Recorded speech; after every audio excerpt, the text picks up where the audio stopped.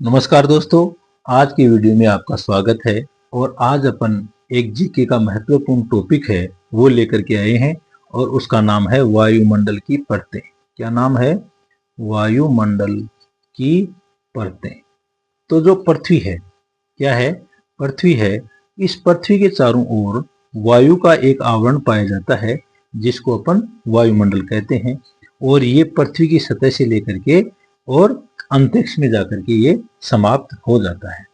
तो ये जो वायुमंडल है, इस वायुमंडल के अंदर कई प्रकार की जो वायु है, धूल के कण है, जल वाष्प है आदि, इन सभी चीजों का मिश्रण है वो इसके अंदर पाया जाता है।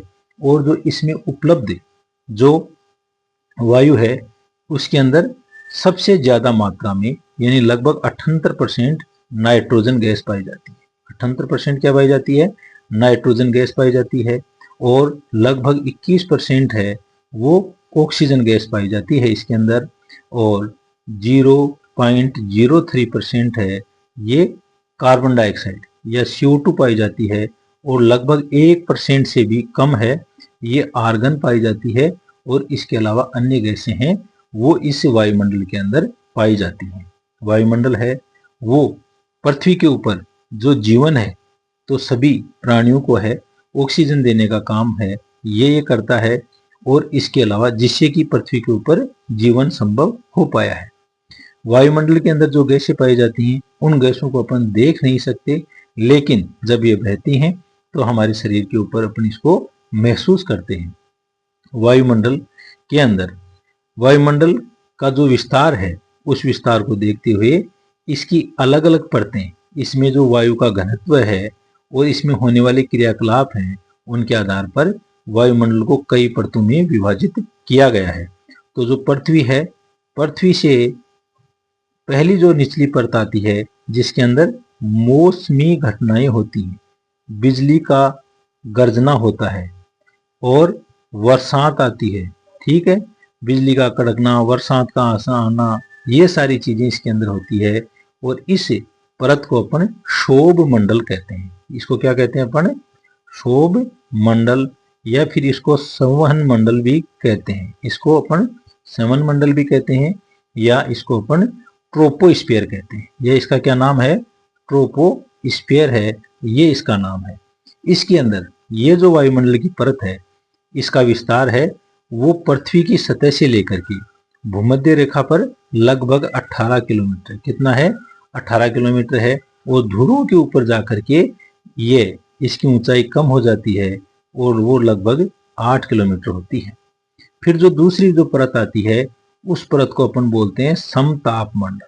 समताप मंडल है, इसकी ऊंचाई 18 से लेकर के और आप आगे ले सकते हो तो लगभग 50 किलोमीटर तक इसकी ऊंचाई होती है।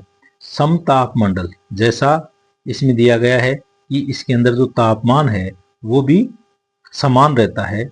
और इस समताप मंडल के अंदर ही लगभग 20 किलोमीटर से ऊपर एक परत पाई जाती है जिसको अपन ओजोन गैस कहते हैं। क्या कहते हैं?